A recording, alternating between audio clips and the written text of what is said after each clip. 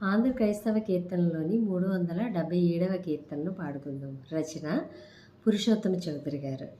నన్ను గన్నయ్య రావే నా యేసు, నన్ను గన్నయ్య రావే నా ప్రభువా, నన్ను గన్నయ్య రావే నా యేసు, నన్ను గన్నయ్య రావే నా ప్రభువా, ముందు నీ పాదర విందాము, లందు నిశ్చల భక్తి ప్రేమను, ముందు నీ పాదర విందాము, లందు నిశ్చల భక్తి ప్రేమను, పొందికగా జయరావేనా డెందమానంతమానంతమయ్యు పొంగ, నన్ను గన్నయ్య రావే నా యేసు,